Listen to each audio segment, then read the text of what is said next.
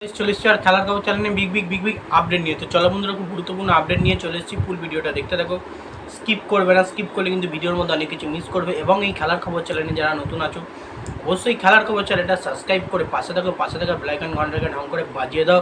বেশি বেশি লাইক এবং কমেন্ট করে দাও, যাতে মোটিভেট হয়ে তোমাদের এই খেলার খবর চ্যানেলে এই ফার্স্ট আপডেট দিতে পারি। তো চলো বন্ধুরা, ফার্স্ট আপডেটটা নিয়ে, যেটা নিয়ে কথা বলবো, খুব গুরুত্বপূর্ণ আপডেট তোমাদের শেয়ার করতে চলেছি ভিডিওর মধ্যে। তো ফার্স্ট আপডেটটাই হচ্ছে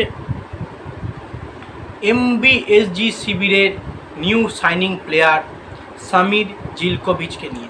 সামির জিলকোভিচকে নিয়ে যে কথাটা বলবো, সামির কিন্তু দুর্দান্ত এমবিএসজি শিবির নিয়ে বার্তা দিয়েছে। তো তিনি এমবিএসজি শিবির নিয়ে কথা বলেছেন যে এই দলে সাইনিং করে আমি খুবই খুশি। এবং তোমরা নিশ্চয়ই জানো, যে সমস্ত প্লেয়ার নতুন মোহনবাগান দলে সাইনিং করে তারাই কিন্তু বলে মোহনবাগানের হয়ে তারা খেলতে চায়, তাদের স্বপ্ন মোহনবাগানের হয়ে খেলা। ঠিক সেম সামিরও বলেছে, মোহনবাগানের হয়ে খেলার আমার ইচ্ছা প্রকাশ আগেই ছিল। আমার ইচ্ছা ছিল আগেই মোহনবাগানের হয়ে খেলবো, এবং এই ক্লাবের ইতিহাস দেখেছি, সবসময় চ্যাম্পিয়ন হওয়ার জন্যই কিন্তু নামে মোহনবাগান। এবং আইএসএলে প্রচুর পরিমাণে চ্যাম্পিয়ন, একটা হার্ড টিমের কোচ থেকে শুরু করে সমস্ত প্লেয়াররা দুর্দান্ত পারফরমেন্স করে। আমাদের প্রতিপক্ষ হয়ে অনেকবার করেছে, প্রচুর পরিমাণে ম্যাচ জিতেছে মোহনবাগান, এবং প্রচুর অগণিত ট্রফি আছে এবং প্রচুর ফ্যান বেস আছে।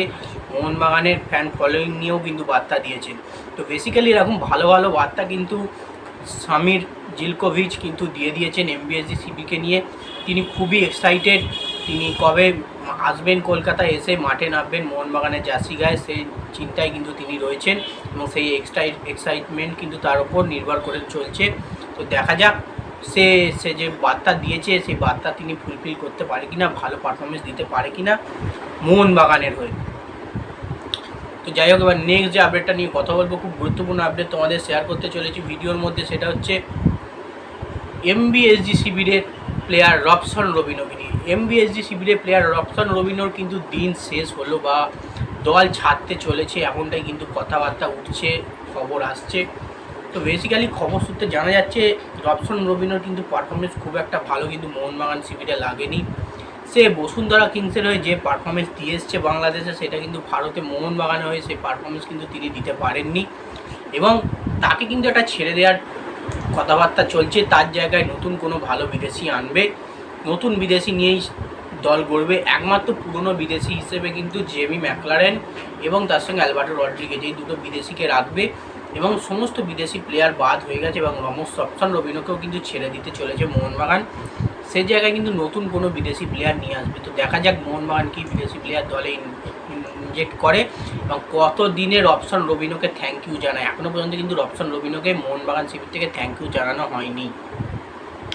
তো এবার নেক্সট যে আপডেটটা নিয়ে কথা বলবো, খুব গুরুত্বপূর্ণ আপডেট, সেটা হচ্ছে এমবিএসজি শিবিরের কর্মকর্তা দেবাশিস দত্তকে নিয়ে। এমবিএসজি শিবিরের কর্মকর্তা দেবাশিস দত্ত কিন্তু একটা বড় মন্তব্য করেছে। এমবিএসজি শিবির কিন্তু চ্যাম্পিয়ন হওয়ার জন্য মাঠে নামে, এবং সবসময় চ্যাম্পিয়নই এমবিএসজি শিবিরে বলেছে যে নতুন করে যে আমরা দল গড়ব, নতুন করে দল করতে হচ্ছে, এমনটাই তোমরা ভেবে নিও না যে নতুন করে দল করতে হচ্ছে আমরা খারাপ পারফরমেন্স করেছি, প্রতিটা প্লেয়ার একদম খারাপ, সেই কারণে কিন্তু নতুন করে দল করতে হচ্ছে, তা কিন্তু একদমই নয়। প্রতি মরশুম নতুন প্লেয়ার আমরা দলে নিয়ে আসি, নতুনভাবে দল গড়ি, এবং যতবারই আমরা দল গড়ি আমরা কিন্তু বেশিরভাগই ফাইনালে উঠেছি এবং রানার্স হয়েছি, চ্যাম্পিয়ন হয়েছি। এর পরে কিন্তু আমরা কিছুই হয়নি, মানে একটা 2-3 বলো 4 বলো খারাপ জায়গায় রয়েছি, পারফরমেন্স করেছি, সেমন কিন্তু মোহনবাগান কোনো দিনও করে না। সবসময় চ্যাম্পিয়ন হয়, চ্যাম্পিয়ন না হতে পারলে কিন্তু অবশ্যই রানার্স হয়, সেটা এই মরশুমে হয়ে দেখিয়েছে। খারাপ টিম নয়, মোটামুটি ভালো টিম নিয়েই আমরা রানার্স হয়েছি। তাও এবার 2026-27 মরশুমে নতুন করে দল করতে চলেছি আমরা, আশা রাখবো আবার চ্যাম্পিয়ন হব। তো নেক্সট এবং লাস্ট আপডেট যেটা নিয়ে কথা বলবো, খুব গুরুত্বপূর্ণ আপডেট, সেটা হচ্ছে ইবিএফসি শিবিরের কোচ অস্কার ব্রুজনকে নিয়ে। তো যেটা খবর সূত্রে আগেই বেরিয়ে এসছে, আমি আপডেটটা হয়তো পরে দিচ্ছি, তো কনফার্ম হয়ে দিচ্ছি যে ইবিএফসি শিবিরের কোচ অস্কার ব্রুজন কিন্তু থাকছেন ইবিএফসি শিবিরেই, মানে champion coach, as a champion coach তাকে ইস্ট বেঙ্গল ছাড়বে না কোনো রকমই, এবং সে তাকে আরও একটা বছর হয়তো চান্স দিতে পারে, সে চান্স নিলে কিন্তু আরও ভালো পারফরমেন্স করাবে।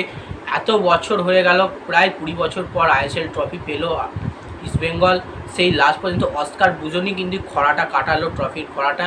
সেই কারণে অস্কার ব্রুজনকে দল থেকে ছাড়বে না, অস্কার ব্রুজনকে ইস্ট বেঙ্গলের শিবিরে রেখে দেবে, এবং তাকে কোচ হিসেবে আরও 1 বছরের দায়িত্ব, সে যাতে ইস্টবেঙ্গল দলকে আরও ভালো পারফরমেন্স করাতে পারে। যাই হোক বন্ধুরা, এই আপডেট ছিল। ভিডিওটা যদি ভালো লেগে থাকে লাইক কমেন্ট শেয়ার সাবস্ক্রাইব করে পাশে থাকে। চলো বন্ধুরা, বাই।